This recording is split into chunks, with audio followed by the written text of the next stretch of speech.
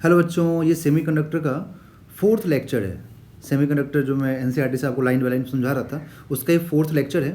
हम लोगों ने अभी तक इंट्रिंसिक सेमीकंडक्टर, ठीक है, extrinsic semiconductor, P type, N type, ये क्या होता है ये समझ लिया हम लोगों ने, ठीक है। पोटेंशियल बैरियर, डिप्लेशन लेयर, ये सारे पॉइंट्स को मैंने यहाँ पर एक्सप्लेन आपको प्रीवियस वीडियोज़ में कर दिया है, जो भी पहले की वीडियोज़ हैं, ओके। तो अभी हम लोग यहाँ पर सेमीकंडक्टर डायोड स्टार्ट करेंगे इस लेक्चर में, और समझेंगे कि सेमीकंडक्टर डायोड क्या होता है एनसीईआरटी के हेल्प से, एनसीईआरटी की लाइन से। क्योंकि आजकल देखिए नीट हो या फिर जेई हो, एनसीईआरटी को सभी के सभी फॉलो कर रहे हैं, और सभी मतलब कोशिश कर रहे हैं कि एनसीईआरटी के आसपास से ही क्वेश्चंस फॉर्म किया जाए, उसी के जो फॉर्मूला है, उसका जो कॉन्सेप्ट है, उसका जो थ्योरी है, उसी से इवन स्टेटमेंट बेस्ड क्वेश्चन भी बनाया जाए, ऐसा कोशिश की जा रही है, ठीक है। इस बार तो नीट में क्वेश्चंस भी आए थे एनसीईआरटी से, ठीक है। सो देखिए, सेमीकंडक्टर डायोड, अ सेमीकंडक्टर, जैसे डायोड यहाँ पर देखेंगे ना तो आपको क्लियर बना के दिया हुआ है।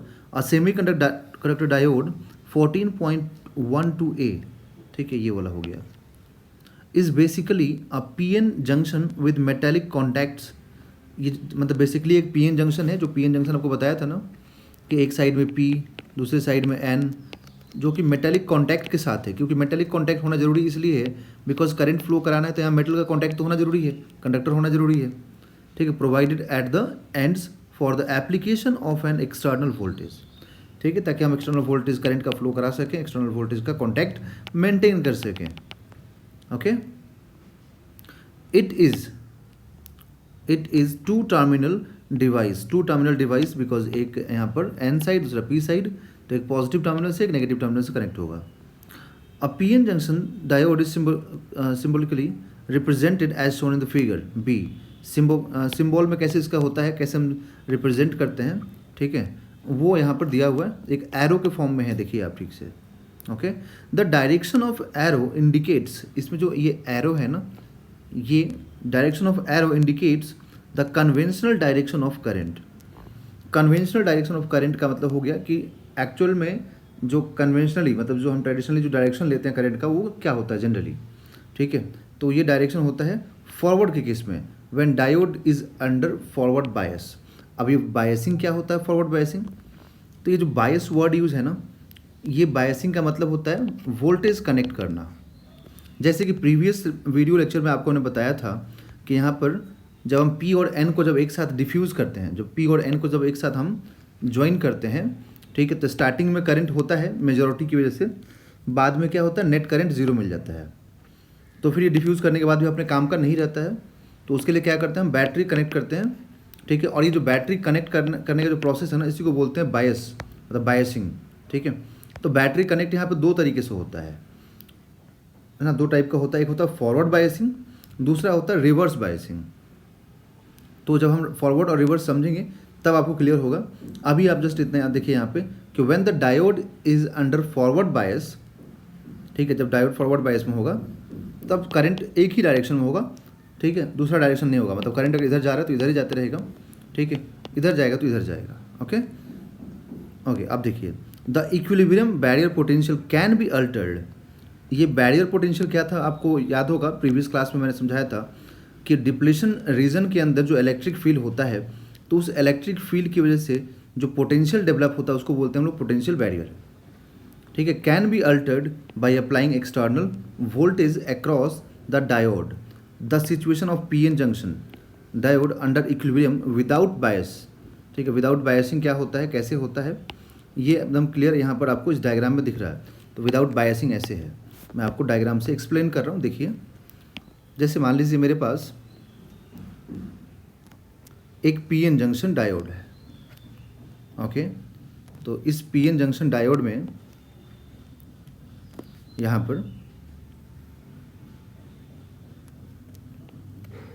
पी टाइप और एन टाइप होगा, ओके। तो ये पी टाइप और एन टाइप, बीच में तो डिप्लेशन लेयर है, तो ये पी टाइप हो गया और ये एन टाइप हो गया, ओके। तो यहाँ पर पी टाइप में बच्चों मेजॉरिटी क्या होता है, पी टाइप में होल्स होता है और इधर में इलेक्ट्रॉन्स होता है। तो मैं ऐसे होल्स और इलेक्ट्रॉन्स दिखा देता हूँ। तो अभी इसमें नेट करंट क्या मिलेगा, यहाँ पर अभी at present net current zero मिलेगा, ठीक है। तो जब यहाँ पर नेट करंट जीरो मिलता है तो हमें बायसिंग करना पड़ता है, मतलब बायसिंग का मतलब ये होता है बैटरी से कनेक्ट करना। तो इसका जो सिम्बॉलिकली जो रिप्रेजेंटेशन होता है वो कैसे रिप्रेजेंट करते हैं डायोड को, तो डायोड को एक एरो से रिप्रेजेंट किया जाता है, इस टाइप से एरो से। तो जो ट्रायंगल वाला शेप है ना, मतलब जो एरो वाला पार्ट है, जो ट्रायंगल वाला शेप है, ये पी होता है, और ये जो लाइन है, ये जो लाइन है ना, इसको एन से डिनोट करते हैं, मतलब ये एन को डिनोट करता है, और जो ट्रायंगल वाला शेप है वो पी होता है। ओके, तो अब इसमें क्या होता है, दो टाइप का बायसिंग होता है। ये जो बायसिंग होता है बच्चों, ये दो टाइप का होता है, एक होता है फॉरवर्ड बायसिंग और दूसरा होता है रिवर्स बायसिंग। मैं आपको कंप्लीटली यहाँ पर लिख के दिखा रहा हूँ, forward biasing and reverse biasing. अब फॉरवर्ड बायसिंग क्या है और रिवर्स बायसिंग क्या है, तो जब आप पी टाइप को कनेक्ट करेंगे पॉजिटिव से और एन टाइप को कनेक्ट करेंगे नेगेटिव से, जैसे ये पी टाइप हो गया और ये एन टाइप हो गया, तो जब आप पी टाइप को पॉजिटिव टर्मिनल से बैटरी के कनेक्ट करते हैं और एन को नेगेटिव से, तब ये जो डायोड होता है वो फॉरवर्ड बायसिंग होता है। ओके, बट अगर आप इसी में इस पी टाइप को नेगेटिव टर्मिनल से कनेक्ट कर दीजिए और एन टाइप को पॉजिटिव से कर दीजिए, तब ये जो डायोड है बच्चों, ये होगा रिवर्स बायसिंग। इसको बोलेंगे हम लोग रिवर्स बायसिंग, ठीक है ना, ये होता है रिवर्स बायसिंग। ओके, तो दो टाइप का यहाँ पर बायसिंग होता है। ठीक, अब फॉरवर्ड बायसिंग में जो करंट होता है, इसमें करंट का जो ऑर्डर होता है वो मिली एम्पियर में होता है, जबकि रिवर्स बायसिंग में होता है वो माइक्रो एम्पियर को होता है। ये करंट का ऑर्डर होता है बच्चों, है ना, ये करंट का बिल्कुल ऑर्डर होता है। तो इसमें वही चीज़ देखिए आप ठीक से, तो इसमें एक्चुअली में जब फॉरवर्ड में होगा तो करंट सिर्फ पी से एन की तरफ ही जाएगा और ड्यू टू मेजॉरिटी होगा। जब रिवर्स में होता है ना तो ड्यू टू माइनॉरिटी होता है, करंट एन से पी की तरफ होता है। ओके, तो जब फॉरवर्ड होगा तो यूनि डायरेक्शन होगा, रिवर्स होगा तब भी यूनि डायरेक्शन होगा। बट हाँ, ये होगा कि डायोड यहाँ पे दोनों टाइप के करंट को सपोर्ट कर देगा। फॉरवर्ड देंगे तो इधर जाएगा पी से एन, रिवर्स दे देंगे तो एन से पी जाएगा। तो एक मतलब दोनों टाइप के करंट को सपोर्ट करेगा ये, है ना, बट एक टाइम पे एक ही करंट को देगा, तब जनरली जो मेजॉरिटी में होगा। ओके, सो अब देखिए आगे के लाइंस को यहाँ पर, P N junction diode under forward biasing. Forward biasing समझ में आ गया आपको, पी टाइप को हम लोग पॉजिटिव टर्मिनल से और एन को जब नेगेटिव से कनेक्ट करेंगे तब हम बोलते हैं forward biasing. When an external voltage V applied across the semiconductor diode such that, ठीक है, जब हम एक्सटर्नल वोल्टेज देंगे such that P side is connected to positive terminal of the battery and N side connected to the negative terminal of the battery. अभी biasing की ज़रूरत ही क्यों पड़ती है बच्चों, तो बायसिंग के लिए आपको हमने बताया था प्रीवियस लेक्चर में कि यहाँ पर क्या होता है कि डिफ्यूज़न करंट होता है, ठीक है, डिफ्यूज़न करंट होता है पी से एन की तरफ, है ना। यहाँ जो डिफ्यूज़न करंट होता है जब हम जोड़ते हैं ना इसको, तो यहाँ जो डिफ्यूज़न करंट होता है ये कहाँ होता है, पी से एन की तरफ।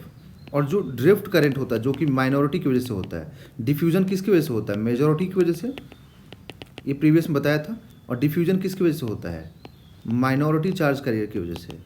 तो ये कहाँ होता है, ये होता है एन से पी की तरफ, ये होता है एन से पी की तरफ। ओके, तो जो ड्रिफ्ट और डिफ्यूज़न है ना, ये दोनों आपस में क्या हो जाता है, ये दोनों आपस में इक्वल हो जाता है, ठीक है। तो नेट करंट क्या हो जाता है, ज़ीरो। तो ये ज़ीरो, अब नेट ये मतलब इक्वल क्यों होता है, ये पूरा आपको एक्सप्लेन किया था मैंने यहाँ पर, कि यहाँ पर क्या होता है कि एक इलेक्ट्रिक फील्ड डेवलप हो जाता है ना। जैसे जैसे चार्ज यहाँ पर डिफ्यूज़ होगा ना, वैसे वैसे यहाँ पर इलेक्ट्रिक फील्ड डेवलप होगा। तो ये इलेक्ट्रिक फील्ड क्या करता है, मेजॉरिटी चार्ज कैरियर्स को अपोज कर देता है। तो इसी इलेक्ट्रिक फील्ड को काउंटर करने के लिए यहाँ पर डायोड का मतलब डायोड को बैटरी से कनेक्ट किया जाता है ना। डायोड को बैटरी से हम कनेक्ट करते हैं, मैं आपको दिखा रहा हूँ। जैसे यहाँ पर क्या होगा कि आपने एक पीएन जंक्शन बना दिया, ठीक है। अब आपने बना दिया पीएन जंक्शन, ठीक, ये पी टाइप और एन टाइप हो गया, दिस इज पी टाइप और ये एन टाइप। इसमें आपने फॉरवर्ड बायसिंग किया, ठीक है। तो फॉरवर्ड बायसिंग किया मतलब पी टाइप को आपने किससे कनेक्ट किया, पी टाइप को आपने पॉजिटिव टर्मिनल से कनेक्ट किया। तो अब हम जानते हैं कि जब पी टाइप को पॉजिटिव से कनेक्ट करेंगे, ठीक है, तो ये पी टाइप पूरा पॉजिटिव बन जाएगा, जिसकी वजह से, और ये एन टाइप नेगेटिव बन जाएगा, जिसकी वजह से इस बैटरी की वजह से यहाँ पर एक इलेक्ट्रिक फील्ड डेवलप होगा, ठीक है। और यहाँ पर इमोबाइल चार्ज कैरियर होने की वजह से, यहाँ पर जो इमोबाइल चार्ज कैरियर्स थे, ठीक है, ये आपको लास्ट वीडियो में समझाया था मैंने कि इमोबाइल चार्ज कैरियर्स क्या हैं, इनकी वजह से एक इलेक्ट्रिक फील्ड इधर की तरफ डेवलप होता है,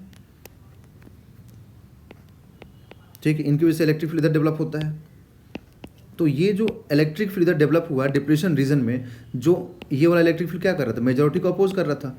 तो अब क्या होगा, इसी इलेक्ट्रिक फील्ड को काउंटर करेगा कौन, इस बैटरी की वजह से जो इलेक्ट्रिक फील्ड यहाँ डेवलप होगा डिप्लेशन रीजन में, ये इलेक्ट्रिक फील्ड इस इलेक्ट्रिक फील्ड को काउंटर करेगा। समझ में आया आप लोगों को बच्चों? तो हम लोग लिखेंगे यहाँ पर कि electric field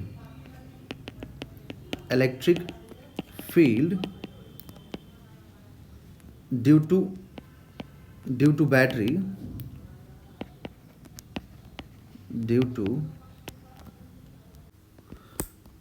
electric field due to battery बच्चों इन डिप्लीशन रीजन, है ना, यहाँ लिख देते हैं, in depletion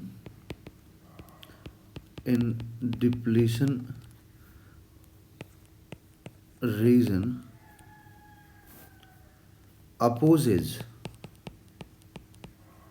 opposes electric field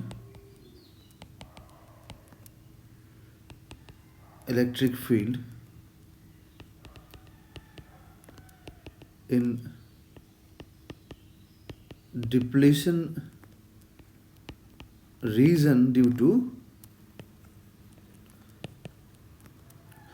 to immobile ions, ठीक है, या फिर फील्ड, या फिर लिखेंगे हम लोग बच्चों की field that supports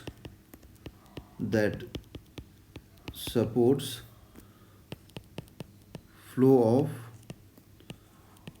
of minority charge carriers, ठीक है। देखिए यहाँ पर जो है ना क्या होगा कि ये जो फील्ड है बैटरी की वजह से ये इसको अपोज करेगा, ठीक है। तो अब जैसे मान लीजिए डिप्लेशन लेयर की बात करें हम लोग, तो यहाँ पर डिप्लेशन लेयर थोड़ा मैं दिखा देता हूँ आपको। जैसे ये मान लीजिए डिप्लेशन लेयर,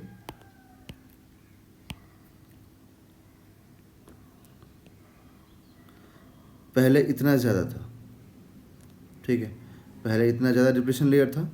अब क्या होगा कि अब हम लोग जब इसको अपोज कर रहे हैं, क्योंकि यहाँ पर डिप्लेशन लेयर होने का मतलब हुआ कि इधर में, है ना, डिप्लेशन लेयर होने का मतलब ये हुआ कि इतना ज़्यादा बड़ा पोटेंशियल बैरियर था, ये पोटेंशियल बैरियर था। तो अब जब पोटेंशियल बैरियर को, जैसे मान लीजिए ये पोटेंशियल बैरियर हो गया, तो पोटेंशियल बैरियर में ये पॉजिटिव इमोबाइल आयंस हो गया, तो इनको जब अपोज करेगा बैटरी का पोटेंशियल, तो बैटरी का पोटेंशियल अपोज करेगा तो ये क्या होगा, धीरे धीरे डिक्रीज होकर के अब यहाँ पहुँच जाएगा, ठीक है। तो वही चीज़ यहाँ पर हुआ कि ये डिक्रीज हुआ, तो डिक्रीज होकर के इतना हो गया। पहले मान लीजिए यहाँ पर था यही पोटेंशियल बैरियर यहाँ तक था, अब क्या हुआ, डिक्रीज होकर के यहाँ पहुँच गया, ओके। तो ऐसा इसलिए हुआ क्योंकि इलेक्ट्रिक फील्ड अपोज कर रहा है। अब जो पोटेंशियल बैरियर है ना, यही एक तरह से रेजिस्टेंस भी है, क्योंकि देखिए जितना कम पोटेंशियल बैरियर होगा, मतलब जितना कम ये बाउंड्री होगा, जितना कम डिप्लेशन लेयर होगा, उतना ज़्यादा यहाँ पर इधर से इलेक्ट्रॉन जंप करेगा और इधर से होल्स जंप करेंगे, ठीक है ना, उतना ज़्यादा इलेक्ट्रॉन्स इधर जंप करेंगे, इधर से होल्स जंप करेंगे, क्योंकि यही बैरियर जो है ना पहले इतना बड़ा था, यहाँ तक था, चौड़ा था काफ़ी, इसका विड्थ ज़्यादा था, तो ये चार्ज जो कैरियर्स हैं वो जंप नहीं कर पा रहे थे। और पोटेंशियल बैरियर इतना चौड़ा क्यों था, इतना विड्थ क्यों था, इसलिए था बिकॉज ये जो फील्ड है ना ड्यू टू इमोबाइल चार्ज यहाँ पर, या जो इमोबाइल आयंस, इनकी वजह से जो फील्ड ये इनॉट है, जो कि पोटेंशियल बैरियर की वजह से है, ये इनके फ्लो को अपोज कर रहा था, तो इसलिए ये मूव नहीं कर पा रहे थे, ओके। बट अब मूव करेंगे, तो अब वही चीज़ यहाँ पर होगा। देखिए क्या कि हम लोग बोलेंगे कि पोटेंशियल बैरियर डिक्रीज कर जाएगा, दैट मीन्स कि डिप्लेशन लेयर का विड्थ कम हो जाएगा, ठीक है। तो अब यहाँ पर स्टेटमेंट एक बार पढ़ लीजिए, ठीक है। तो जब हम इसको करेंगे तो फॉरवर्ड बायसिंग बोलेंगे, the applied voltage mostly drops across the depletion region and the voltage drop across the P side and N side of the junction is negligible. अब जो वोल्टेज ड्रॉप होगा वो मैक्सिमम कहाँ ड्रॉप होगा बच्चों, इस depletion region में drop होगा। इस डिप्लेशन रीजन में इसलिए मैक्सिमम वोल्टेज ड्रॉप होगा क्योंकि ये क्या कर रहा है, इस पोटेंशियल बैरियर को अपोज करने में हेल्प कर रहा है, ठीक है। या फिर हम ऐसा बोले कि इन चार्ज कैरियर्स को जस्ट यहाँ पर क्रॉस करने में हेल्प कर रहा है, ठीक है। तो इसीलिए सारा पोटेंशियल वहीं पर ड्रॉप होगा, ओके।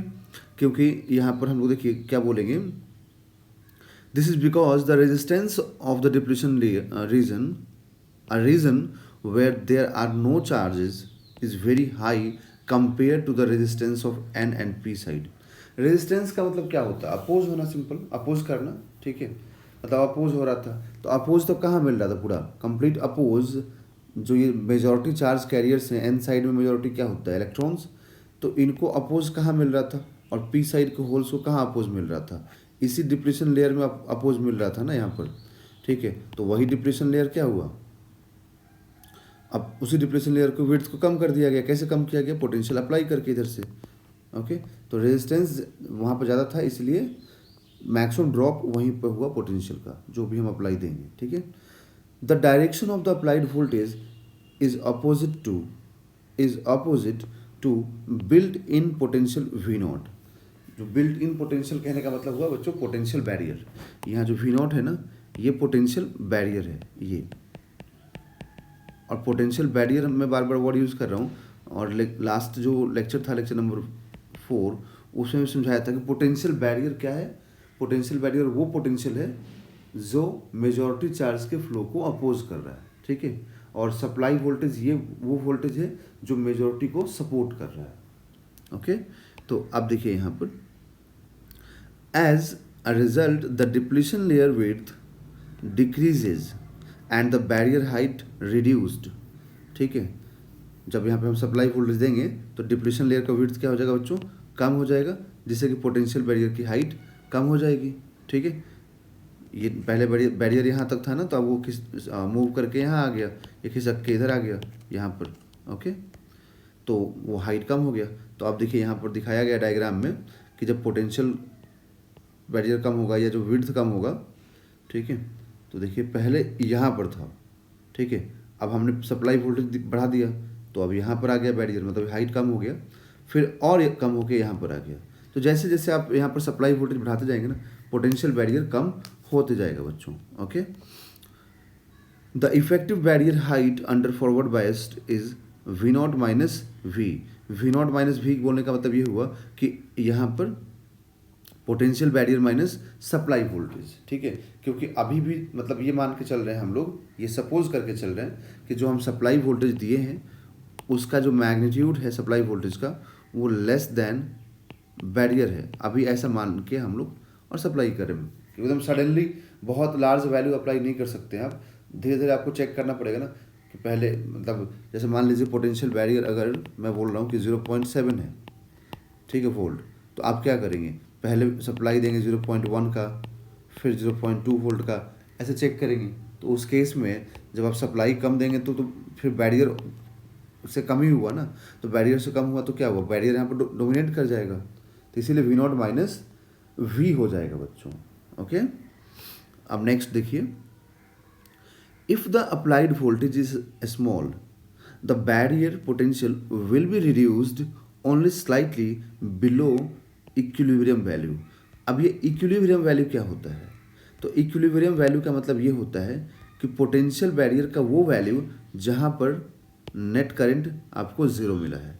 जैसे मैं एग्जांपल के लिए बोलूँ कि अभी एट प्रेजेंट जब यहाँ पर कोई बायसिंग नहीं किया हम लोगों ने, तो नेट करंट क्या है? ज़ीरो है।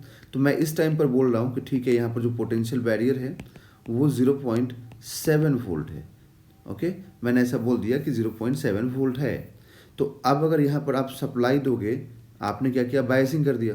तो बायसिंग करके अगर आप सप्लाई भी दोगे तो 0.1 वोल्ट दोगे सपोज करो, तो भी आपको नेट वोल्टेज कितना मिलेगा? दोनों को सब्ट्रैक्ट करके 0.6। तो स्लाइटली कम हुआ ना, एकदम सडनली कम तो नहीं हुआ, बहुत ज़्यादा लार्ज वैल्यू। 0.7 था पोटेंशियल बैरियर, अब नेट पोटेंशियल बैरियर कितना रह गया? 0.6, क्योंकि आपने 0.1 का सप्लाई दे दिया, ठीक है। तो स्लोली यहाँ पर कम मतलब होते रहेगा, ओके। तो potential barrier will be reduced only slightly below equilibrium value, ठीक है। तो आई होप आपको ये इक्विलिब्रियम वैल्यू समझ में आ गया होगा। इक्विलिब्रियम वैल्यू का मतलब हो गया कि पोटेंशियल बैरियर का वो वैल्यू जहाँ पर नेट करंट जीरो हुआ था, ठीक है। नेट करंट जीरो होने का मतलब हुआ कि डिफ्यूजन और ड्रिफ्ट करंट को आपस में इक्वल होना। And only a smaller number of carriers in the material, those that happen to be in uppermost energy levels will possess enough energy to cross the junction. ठीक है, energy level diagram आपको बच्चों मैंने बताया था, है ना। मैं आपको एक बार यहाँ पर ना डायग्राम से समझा देता हूँ। जैसे बोला गया कि जब हम कम सप्लाई देंगे तो कम सप्लाई के केस में क्या होगा कि यहाँ पर जो एनर्जी लेवल में, जैसे मान लीजिए वैलेंस बैंड हो गया, तो वैलेंस बैंड में जो अपर एनर्जी लेवल में, मतलब ये, ठीक है, और ये जो रेड से दिखा रहा हूँ, ये लोअर एनर्जी लेवल में हो गया। तो जो अपर एनर्जी लेवल में इलेक्ट्रॉन्स हैं वो थोड़ा बहुत एनर्जी गेन करेंगे, है ना, और गेन करके वो जंप कर जाएंगे कहाँ पर, कंडक्शन बैंड में। मतलब ये वाला इलेक्ट्रॉन्स यहाँ पर जंप कर सकते हैं अगर हम थोड़ा बहुत सप्लाई देंगे, ठीक है, थोड़ा बहुत बैरियर कम होगा तो। ठीक है, तो आप देखो, अब थोड़ा बहुत मतलब अगर small amount of electrons jump करेंगे तो स्मॉल अमाउंट ऑफ करंट भी तो आपको मिलेगा। तो वही चीज़ बोला गया, will possess enough energy to cross the junction, so current will be small. ठीक है, क्योंकि अगर small amount of electrons jump और करेंगे, होल्स जंप करेंगे, तो आपको करंट भी स्मॉल मिलेगा। If we increase the applied voltage significantly, the barrier height will be reduced and more number of carriers will have required energy। ठीक है, यहाँ बोला गया कि आप जैसे जैसे वोल्टेज बढ़ाते जाएंगे, जैसे जैसे आप सप्लाई का वोल्टेज बढ़ाते जाएंगे ना, वैसे वैसे पोटेंशियल मतलब जो डिप्लीशन रीजन है इसका विड्थ कम होता जाएगा, और जितना कम विड्थ होगा ना उतना इजीली यहाँ पे होल्स और इलेक्ट्रॉन्स जंप करेंगे। ठीक है, तो उतना हम क्या बोलेंगे कि उतना ज़्यादा मतलब कम हो जाएगा पोटेंशियल बैरियर, और जितना पोटेंशियल बैरियर कम होगा इलेक्ट्रॉन्स का जंप करना और होल्स का जंप करना उतना ईजी हो जाएगा। तो फिर उसके अकॉर्डिंग ही करंट भी इंक्रीज कर जाएगा यहाँ पर, है ना, वहाँ पर क्या होगा, करंट भी इंक्रीज कर जाएगा। ओके, तो अब देखिए, due to applied voltage electrons from N side cross the depletion region and reach the P side where they are minority carriers. मतलब जैसे जैसे आप वोल्टेज बढ़ाएंगे ना, ठीक है, तो क्या होगा कि जो इलेक्ट्रॉन्स है वो एन साइड से जंप करके कहाँ जाएंगे, पी साइड में। ठीक है, अब यहाँ पे जो स्टेटमेंट लिखा था ना कि जहाँ पे माइनॉरिटी है वहाँ पर जाएंगे, ठीक है, ये स्टेटमेंट का क्या मतलब है आपको मैं पूरा अभी यहाँ पे एक्सप्लेन करूँगा। देखिए, यहाँ पर मतलब ये है कि जैसे मेरे पास डिप्लीशन रीजन तो चलो ठीक है बहुत कम हो गया, डिप्लीशन रीजन मैंने बोल दिया कि बस इतना ही सा रह गया मेरे पास, है ना, इतना ही सा डिप्लीशन रीजन मेरे पास अभी बचा हुआ है। इसमें ये नेगेटिव आयंस है और इसमें ये पॉजिटिव आयंस है। ओके, इसमें ये पॉजिटिव आयंस है। तो अब डिप्लीशन रीजन जब कम हो जाएगा ना बच्चों, तो ये अगर एन साइड है और ये अगर पी साइड है, ओके, तो एन साइड में क्या है बच्चों, एन साइड में इलेक्ट्रॉन्स मेजॉरिटी में होते हैं, ये हम जानते हैं इस चीज़ को, और होल्स यहाँ पर माइनॉरिटी में होते हैं। और पी साइड में होल्स क्या होते हैं, मेजॉरिटी में होते हैं, है ना, होल्स मेजॉरिटी में होते हैं पी साइड में, एंड इलेक्ट्रॉन्स माइनॉरिटी में होते हैं। ओके, सो अब देखिए इसमें क्या होगा कि जब एन साइड से इलेक्ट्रॉन जंप करके कहाँ जाएगा, पी साइड में। ठीक है, एक तो बैरियर कम हो गया तो इजीली जंप करेगा, तो वही चीज़ यहाँ पे स्टेटमेंट बोला गया कि एन साइड से इलेक्ट्रॉन जंप करके पी साइड में जाएगा। ठीक है, जहाँ पर इलेक्ट्रॉन पहले से माइनॉरिटी में था। समझ में आया, मतलब इलेक्ट्रॉन कहाँ आया, पी साइड में, और पी साइड में इलेक्ट्रॉन्स जो थे पहले से, ये जो आपको 3 इलेक्ट्रॉन्स दिख रहे हैं ये तो माइनॉरिटी में है। तो वही स्टेटमेंट बोला गया कि एन साइड से इलेक्ट्रॉन जंप करके पी साइड में जाएगा जहाँ पर पी साइड में इलेक्ट्रॉन्स पहले से क्या है, माइनॉरिटी में। तो होल्स यहाँ पे देखिए, तो होल्स कहाँ जाएगा, तो बच्चों होल्स मूव करता नहीं है, मैं बार बार रिपीट करता हूँ इस चीज़ को, बट जस्ट एज्यूम करते हैं कि अगर होल्स जा रहा होगा तो कैसे जाएगा। तो मान लीजिए अगर होल्स मूव किया तो होल्स कहाँ जाएगा, पी साइड से एन साइड में। ठीक है, और एन साइड में होल्स पहले से क्या थे, माइनॉरिटी में थे, तो हम क्या बोलेंगे कि पी साइड से होल्स जाएंगे एन साइड में जहाँ पर होल्स पहले से माइनॉरिटी में थे। ठीक है, तो उसी चीज़ को यहाँ पर बोला गया है। आप देखिए, electrons from n side cross the depletion region and reach p side where they are minority carriers. Similarly, holes from p side cross the junction and reach the n side where they are minority, क्योंकि n side में holes minority में है। ठीक है, तो वहाँ पहुँच जाएंगे। This process under forward bias is known as minority carrier injector. ठीक है, this process under forward is called minority carrier injector. ठीक ठीक है। अब इसको इंजेक्टर क्यों बोलते हैं, जैसे ऐसा लग रहा है कि इंजेक्शन दिया जा रहा है ना।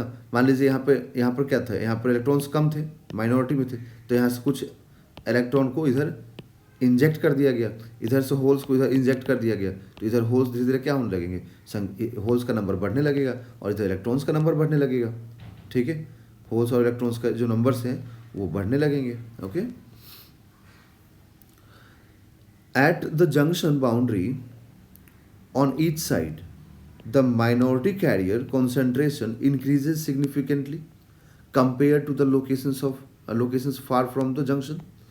बोल रहा है कि यहाँ पर ना देखिए, जब इंजेक्शन शुरू होगा ना, तो जब इंजेक्शन शुरू होगा तो इधर से इलेक्ट्रॉन्स इधर आएंगे, इधर से होल्स इधर जाएंगे, तो क्या होगा, ज़्यादातर होल्स जंक्शन पे ही मतलब रुक जाएंगे, ज़्यादातर इलेक्ट्रॉन्स जंक्शन पर रुक जाएंगे।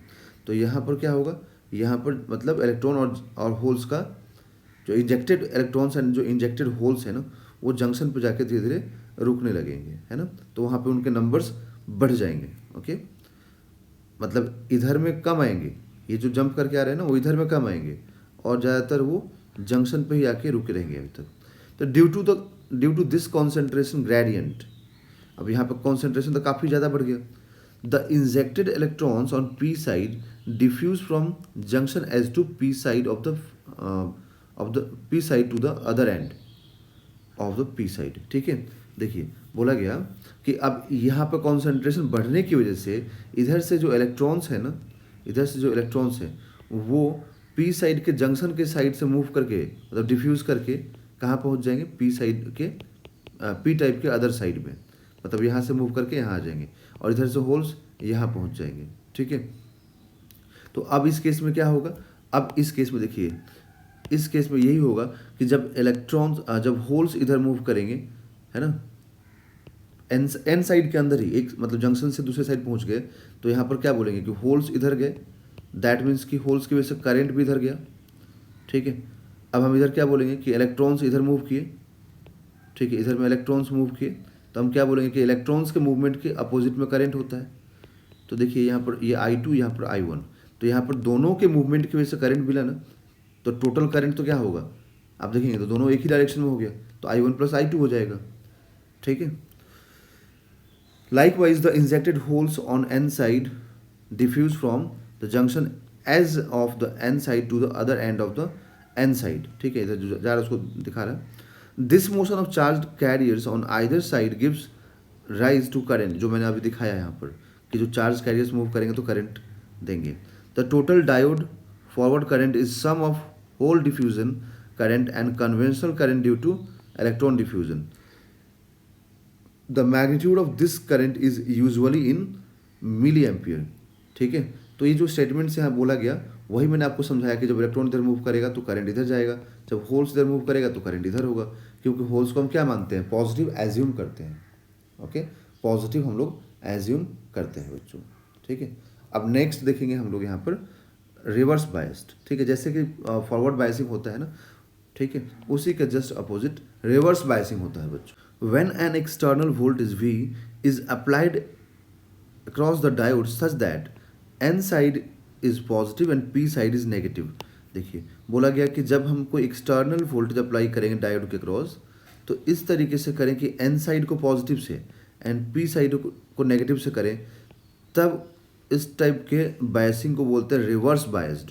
जबकि फॉरवर्ड बायसिंग में क्या हुआ था, फॉरवर्ड में हुआ था कि हम पी टाइप को पॉजिटिव से एंड एन टाइप को नेगेटिव से कनेक्ट किए थे। जबकि यहाँ पर क्या बोल रहा है कि आप पी टाइप को, है ना, देखिए यहाँ पर कि एन टाइप को पॉजिटिव से कनेक्ट कीजिए, ना कि पी टाइप को, और पी टाइप को नेगेटिव से कनेक्ट कीजिए। जबकि मतलब ये रिवर्स का हो गया कि पी टाइप को नेगेटिव से, एन टाइप को पॉजिटिव से, जबकि इसमें क्या था कि पी टाइप को पॉजिटिव से और एन टाइप को नेगेटिव से था। Okay, the applied voltage mostly drops across the depression region. ठीक है, ये आपको लाइंस मैंने समझाए थे अभी फॉरवर्ड में, क्योंकि सारा प्रोसेस तो डिप्रेशन के अंदर ही होता है ना बच्चों। चार्ज मतलब कैरियर्स मूव करेंगे नहीं करेंगे सब कौन डिसाइड करता है, डिप्रेशन रीजन, क्योंकि उसी में इलेक्ट्रिक फील्ड भी होता है। ठीक है, इमोबाइल चार्ज आयंस का और मतलब आयंस का और पोटेंशियल बैरियर भी वही होता है। The direction of applied voltage is same as the direction of potential barrier, क्योंकि अब यहाँ पर अपोजिट डायरेक्शन में अप्लाई किया गया, तो देखिए यहाँ पर क्या होगा, मैं आपको डायग्राम से इसको एक्सप्लेन कर रहा हूँ। एक मिनट, एक डायग्राम बना दूँ। देखिए जैसे इधर में हो गया ये, मान लीजिए पीएन जंक्शन डायोड, पीएन, एक मिनट, ये पूरा जंक्शन बना देता हूँ पहले। तो मान लीजिए ये मेरे पास जंक्शन हो गया, ओके। तो अब यहाँ पर अगर मैं पी टाइप और एन टाइप को, ये पी टाइप हो गया, ये एन टाइप हो गया, तो अगर पी टाइप को मैं नेगेटिव टर्मिनल से कनेक्ट कर दूँ बैटरी के, और एन टाइप को पॉजिटिव से कर दूँ, तो ये क्या बन गया, पूरा complete reverse biasing, reverse biased, ठीक है। तो अब इसमें क्या होगा, यहाँ पर तो देखिए पहले से जो पोटेंशियल बैरियर था, तो पोटेंशियल बैरियर की वजह से इलेक्ट्रिक फील्ड इधर मिला था, पोटेंशियल बैरियर की वजह से इलेक्ट्रिक फील्ड इधर था, ओके।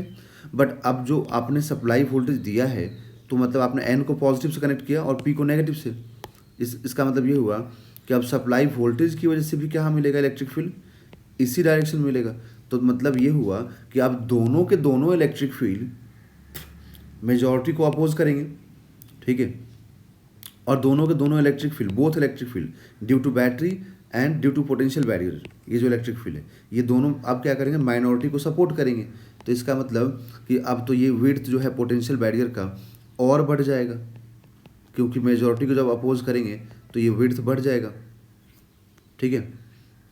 अब ये विड्थ बढ़ के इतना हो जाएगा, फॉरवर्ड में ये विड्थ डिक्रीज हो रहा है, ठीक है, जबकि रिवर्स में क्या होगा बच्चों, ये विड्थ बढ़ जाएगा, ओके। तो उसी चीज़ को पूरा यहाँ पर एक्सप्लेन किया गया। देखिए as a result the potential the barrier height increases, है ना, बैरियर हाइट मतलब पोटेंशियल बैरियर बढ़ जाएगा, and the depression region widens due to the change in electric field, ठीक है, डिप्रेशन रीजन का विड्थ बढ़ जाएगा बिकॉज इलेक्ट्रिक फील्ड सपोर्ट करने लगा बैटरी का भी। The effective barrier height under reverse biased is V naught plus V, जो अभी डायग्राम में दिखाया आपको मैंने। This suppresses the flow of electrons from N to P, मतलब एन, देखो अगर इलेक्ट्रॉन एन टू पी जा रहा है दैट मीन्स की मेजॉरिटी था, तो मतलब ये मेजॉरिटी को सप्रेस करेगा, and holes from P to N, diffusion of current decreases enormously compare to the diode under forward.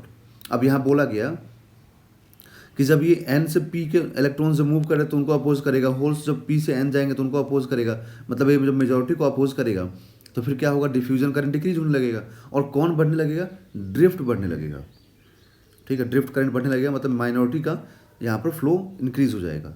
The electric field direction of the junction is such that if electrons on the P side and holes on the N side in their random motion come close to junction, बोला गया कि electric field direction of the junction is such that, मतलब इस तरीके से होगा कि electrons on P side and holes on N side in their random motion, ठीक है, मतलब जो माइनॉरिटी, क्योंकि पी साइड में क्या मेजॉरिटी होता है, होल्स, तो यहाँ पे इलेक्ट्रॉन्स की बात कर रहा है, मतलब बोलना चाह रहा है कि पी साइड में जो माइनॉरिटी चार्ज कैरियर्स है, और पी साइड में माइनॉरिटी चार्ज कैरियर्स क्या होंगे बच्चों, तो पी साइड में माइनॉरिटी चार्ज कैरियर्स तो इलेक्ट्रॉन्स होते हैं, है ना, पी साइड में माइनॉरिटी इलेक्ट्रॉन्स होते हैं, और एन साइड में माइनॉरिटी क्या होते हैं, होल्स होते हैं, ठीक है। In the random motion come close to junction, मतलब जंक्शन के क्लोज आ जाएंगे, they will be swept to its majority zone, this drift of carriers give rise to current, the drift current is of the order micro ampere. अब क्या होगा देखिए कि यहाँ पर जो माइनॉरिटी है ना, यहाँ पर माइनॉरिटी क्या है, पी साइड में इलेक्ट्रॉन्स है, तो रैंडम मोशन करते करते करते करते यहाँ पहुँच जाएंगे। जैसे यहाँ पहुँचेंगे तो इनको क्या होगा कि ये जो इलेक्ट्रिक फील्ड है, ये इलेक्ट्रिक फील्ड खींच के इधर पहुँचा देगा, तो ये इलेक्ट्रिक फील्ड इनको उठा के इधर पहुँचा देगा, ठीक है। मतलब यही बोलना चाह रहा है कि इधर से जो माइनॉरिटी चार्ज कैरियर्स है वो अपने मेजॉरिटी वाले जोन में पहुँच जाएंगे, क्योंकि एन साइड में मेजॉरिटी क्या होता है बच्चों, इलेक्ट्रॉन्स, ठीक है, और इधर से जो होल्स हैं वो रैंडम मोशन करते करते बाउंड्री पहुँचेंगे, फिर जैसे बाउंड्री पे आएंगे, ठीक है, इलेक्ट्रिक फील्ड को खींच के यहाँ पहुँचा देगा, ठीक है। तो क्या हुआ, ये होल्स अपने माइनॉरिटी से कहाँ पहुँच गए, मेजॉरिटी जोन में, ठीक है। और इस मतलब हम बोलेंगे कि मेजॉरिटी जोन में तो पहुँच गया, बट पहुँचा कौन है, माइनॉरिटी, मतलब मूवमेंट किसका हुआ, माइनॉरिटी का, ठीक है, और अपोज किसका हुआ, मेजॉरिटी का। तो यहाँ पर माइनॉरिटी के फ्लो की वजह से करंट, ड्रिफ्ट जो करंट होगा वो बढ़ जाएगा, इंक्रीज हो जाएगा। बट इंक्रीज होने के बाद भी, मतलब फ्लो होने के बाद भी किस ऑर्डर में होगा, माइक्रो। मतलब फ्लो होने के बाद भी ना ये फॉरवर्ड बायस के करंट से बहुत ही ज़्यादा कम होगा, क्योंकि फॉरवर्ड बायस में मिली एम्पियर में होता है और यहाँ पर माइक्रो एम्पियर में होगा, तो बहुत ही कम होगा। ठीक है, this is quite low because it is due to motion of carriers from their minority side to majority side across the junction. क्योंकि माइनॉरिटी चार्ज कैरियर्स बहुत कम होता है ना, इसीलिए यहाँ पर करंट भी बहुत कम होगा, क्योंकि करंट तभी ज़्यादा होगा जब नंबर ऑफ इलेक्ट्रॉन्स ज़्यादा हों। ठीक है, the drift current is also there under forward bias but it is negligible. Drift current तो फॉरवर्ड बायसिंग में भी होता है बच्चों, भी मैंने पहले भी बोला था आपको, बट नेग्लिजिबल होता है, बहुत कम होता है when compared with the current due to injected carriers which is usually milliampere. ठीक है, the diode reverse current is not very much dependent on the applied voltage.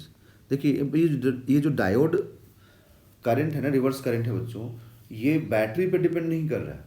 मैं आप बहुत ज़्यादा डिपेंड नहीं कर रहा, मैं आपको समझा रहा हूँ इस चीज़ को पूरा। यहाँ पे देखिए, रिवर्स करंट मेनली डिपेंड करता है बच्चों। देखिए सबसे पहली बात, करंट डिपेंड करेगा चार्ज कैरियर्स पे, है ना।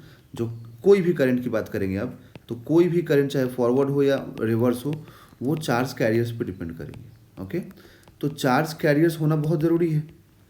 तो जब हम मिक्सिंग करते हैं, जब हम डोपिंग करते हैं, तो हम लोग के पास डोपिंग के टाइम पे क्या होता है, डोपिंग के टाइम पे बच्चों मेजॉरिटी जो होता है ना, मेजॉरिटी चार्ज कैरियर्स हम लोग को ज़्यादा मिलता है। ठीक है, क्योंकि इसमें टेम्परेचर की ज़रूरत नहीं पड़ती है। ठीक, तो इसीलिए फॉरवर्ड में मेजॉरिटी चार्ज कैरियर्स ज़्यादा होने से करंट भी ज़्यादा मिलता है फॉरवर्ड में। ठीक है, बट जो माइनॉरिटी चार्ज कैरियर्स होते हैं, आप याद कीजिए मैंने आपको एक्सप्लेन किया था, ये टेम्परेचर डिपेंडेंट होते हैं, है ना। जो माइनॉरिटी चार्ज कैरियर्स होते हैं तो टेम्परेचर डिपेंडेंट होते हैं। अगर टेम्परेचर होगा, मतलब टेम्परेचर बढ़ाओगे, ठीक है, तो चार्ज कैरियर्स मिलेंगे आपको, और अगर चार्ज कैरियर्स मिलेंगे तो फिर करंट भी होने का चांस ज़्यादा रहेगा। ठीक है, ये टेम्परेचर डिपेंडेंट होता है, ये आपको बताया था मैंने। ठीक है, टेम्परेचर डिपेंडेंट। तो अब यहाँ पर तो आपने तो बैटरी अप्लाई किया ना, आपने टेम्परेचर थोड़ी ना बढ़ाया, आपने तो बैटरी अप्लाई किया।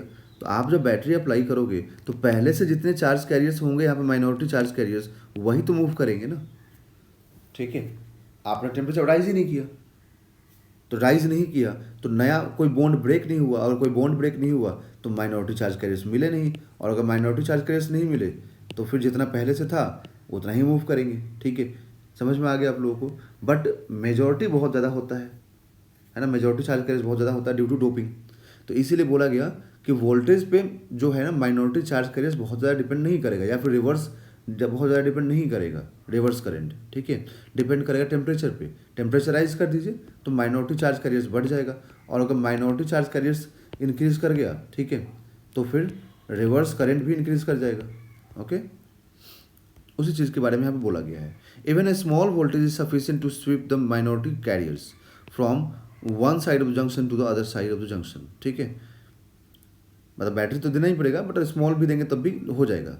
अच्छा, बैटरी की ज़रूरत ही क्यों पड़ रही है सोचिए, क्योंकि आपको मैंने समझाया था कि अगर आप बैटरी नहीं देंगे, बायसिंग नहीं करेंगे, तो आपको नेट करंट क्या मिलेगा, ज़ीरो मिलेगा, है ना। तो इसलिए आपको फॉरवर्ड या रिवर्स कुछ भी हो, बैटरी देना ही पड़ेगा आपको। मेजर अगर फॉरवर्ड होगा तो आप थोड़ा ज़्यादा बैटरी दीजिए ताकि डिप्लेशन लेयर को कम कर सके, रीजन को कम कर सके, विड्थ को कम कर सके।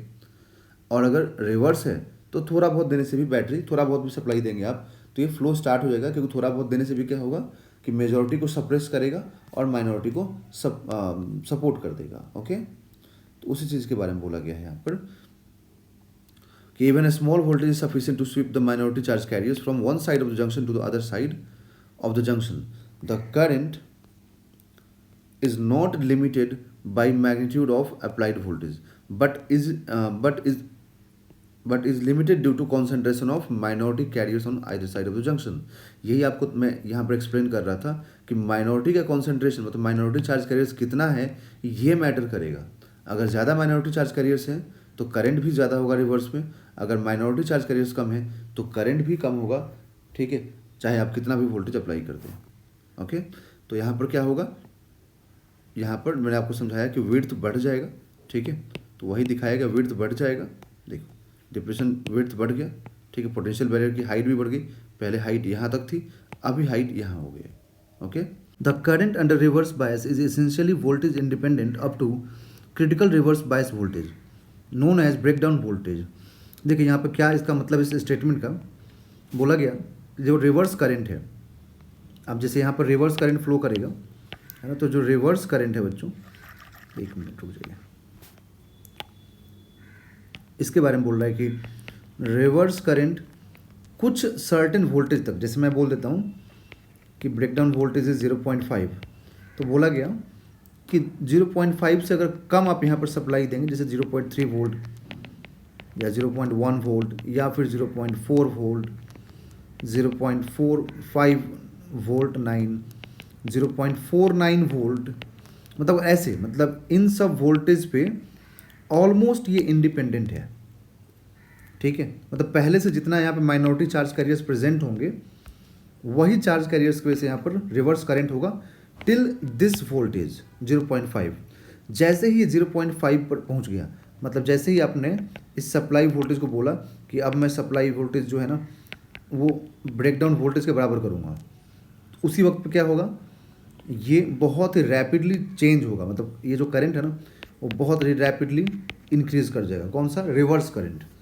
अब ऐसा होता क्यों है ना, इस चीज़ पे समझेंगे हम, क्योंकि देखिए रिवर्स करंट जो होता है ना वो due to minority charge carriers होता है, माइनॉरिटी चार्ज कैरियर्स की वजह से होता है। और माइनॉरिटी चार्ज कैरियर्स किसकी वजह से होते हैं? टेम्परेचर डिपेंडेंट होते हैं, मतलब कोवेलेंट बॉन्ड ब्रेक होने से मिलता है। अगर कोवेलेंट बॉन्ड ब्रेक होगा तो ही माइनॉरिटी चार्ज कैरियर्स मिलेंगे। और कोवेलेंट बॉन्ड कब ब्रेक होगा बच्चों? जब टेम्परेचर राइज करेगा। ये आपको मैंने बताया था इंट्रिंसिक सेमीकंडक्टर में। ठीक है, तो क्या होगा कि जैसे आपने वोल्टेज सप्लाई देना शुरू किया यहाँ पर 0.3, 0.1, 0.4, 0.459, 0.49 वोल्टेज, तो देते देते क्या हुआ ना कि यहाँ पर ये जो सेमीकंडक्टर था डिफाइन था, ठीक है, कि जैसे कि मतलब इससे कम वोल्टेज देंगे तो इसमें टेम्परेचर कम राइज होगा, जैसे ही इतना वोल्टेज पहुँचेगा तो ये डिफाइन था, मतलब पहले से कितना वोल्टेज पहुँचते ही इसमें टेम्परेचर राइज करेगा और इसके अंदर जो मटेरियल है उनका जो कोवेलेंट बॉन्ड है वो इस वोल्टेज के टेम्परेचर पे, क्योंकि वोल्टेज सप्लाई दोगे तो टेम्परेचर राइज करेगा, तो इस वोल्टेज पे जो भी टेम्परेचर आएगा उसकी वजह से यहाँ पर कोवेलेंट बॉन्ड इस मटेरियल के अंदर का ब्रेक होना शुरू हो जाएगा। और जैसे ही बच्चों कोवेलेंट बॉन्ड ब्रेक होना स्टार्ट होगा, ठीक है, माइनॉरिटी चार्ज कैरियर्स एकदम सडनली इंक्रीज करने लगेगा। अब अगर माइनॉरिटी चार्ज कैरियर्स इंक्रीज करने लगेगा तो रिवर्स करंट इंक्रीज करने लगेगा। और ये सब क्यों हुआ? बिकॉज टेम्परेचर बढ़ा, तो ये ज़्यादा ब्रेक हुआ, तो ज़्यादा ब्रेक हुआ तो चार्ज कैरियर ज़्यादा मिल गए, और ये ज़्यादा मिला तो रिवर्स करंट ज़्यादा मिल गया। ठीक है, तो रिवर्स करंट एकदम एब्रप्टली तेज़ी से इंक्रीज करता है, राइज करता है यहाँ पर। ठीक है, तो अब इसी पॉइंट को यहाँ पर कंप्लीटली एक्सप्लेन किया गया है। देखिए, even a slight increase in the bias voltage causes large change in current if the reverse current is not limited by an external circuit below the rated value।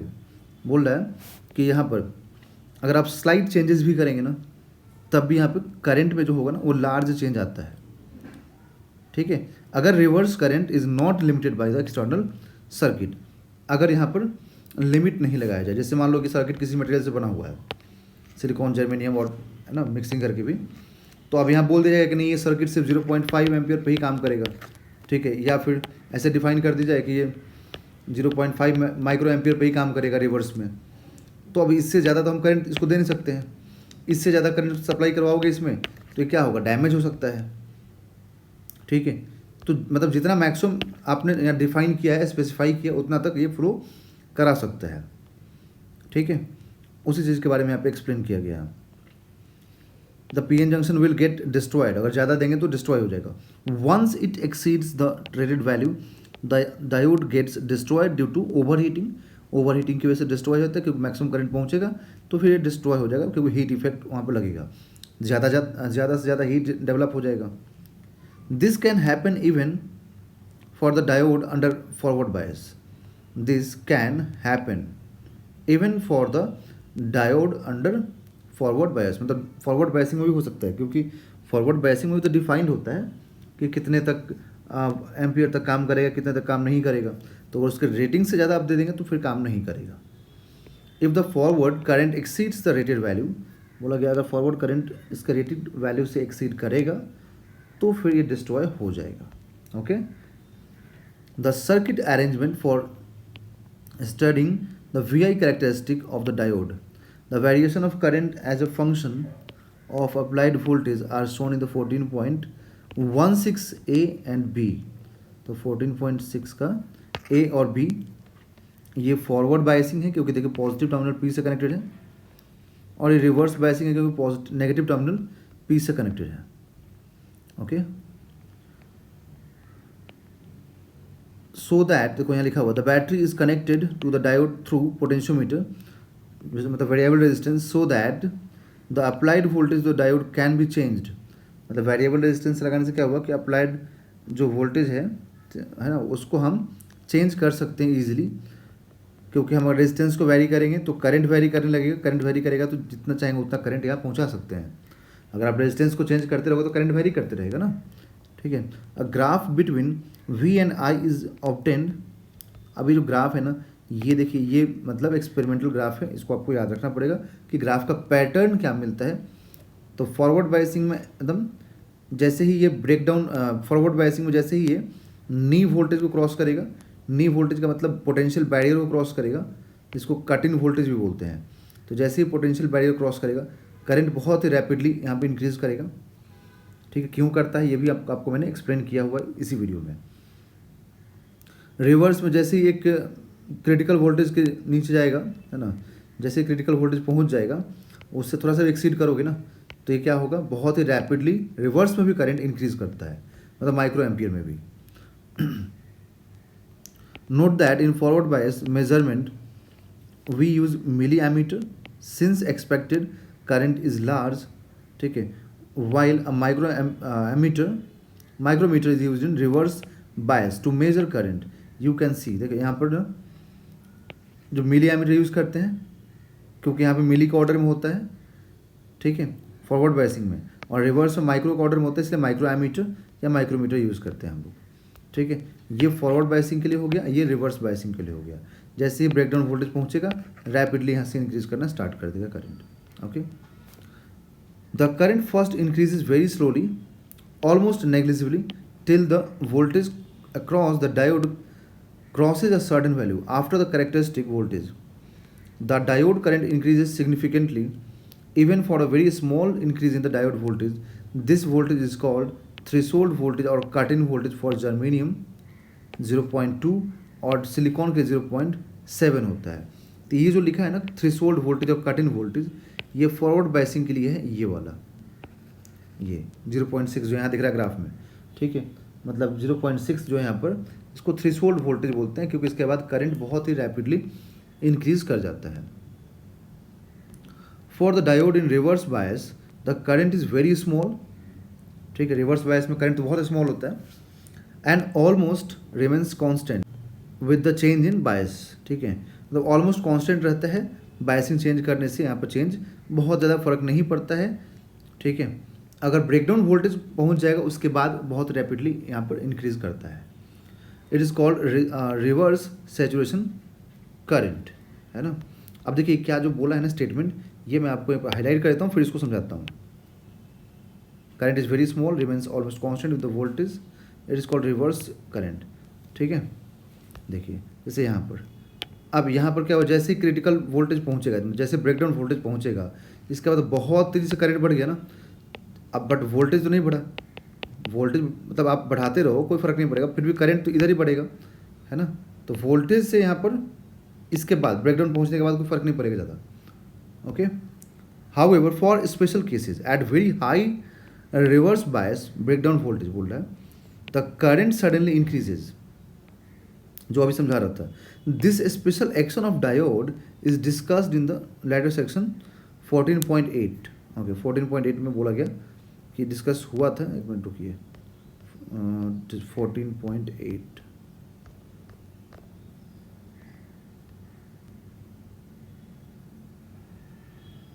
The general purpose of diode are not use beyond the reverse saturation current. तो general purpose के लिए reverse saturation के बाद use नहीं होता बच्चों को। जब रिवर्स सेचुरेशन करंट हो गया तो रिवर्स सेचुरेशन करंट, देखो सेचुरेशन करंट का मतलब होता है मैक्सिमम करंट, मतलब ये आपने सेचुरेशन में मतलब रिवर्स में ये मैक्सिमम करंट पे पहुंच गया, उसके बाद और ये करंट नहीं देगा हम लोगों को।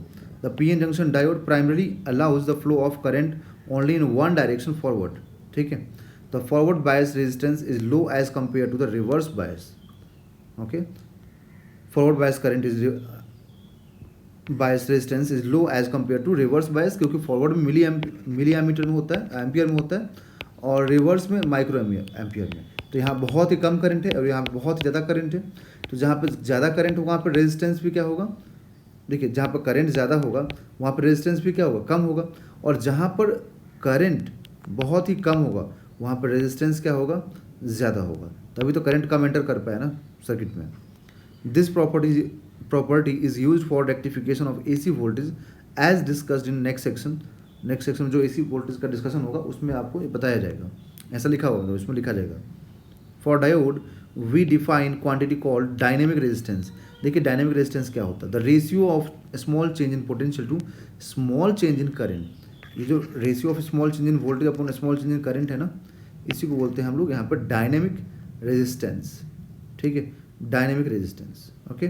सो अब देखिए यहाँ पर ना एक क्वेश्चन है, the V I characteristic of silicon diode is shown in the figure, calculate the resistance of the diode at I D is equal to 15 milli ampere and V D is equal to -10 volt, okay. So यहाँ पर I D हमें दिया हुआ है, तो अब देखते हैं इसमें ग्राफ दिया हुआ अपने को सिलिकॉन का। Consider the diode characteristic as a straight line between I is equal to 10 milli ampere and to I is equal to 20, है ना। यहाँ पे देखिए आई 10 मिली एम्पियर से लेकर के और अगर 20 तक आप देखेंगे ना तो आपको स्ट्रेट दिखेगा, देखिए दिख रहा है ना स्ट्रेट पूरा, पासिंग थ्रू द ओरिजिन, क्योंकि तो मतलब स्ट्रेट है कम्प्लीटली, यहाँ से यहाँ तक देखिए आप स्ट्रेट है।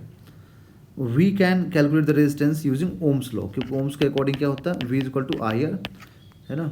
तो फिर I R is equal to क्या लिखिए, वी बाई आई।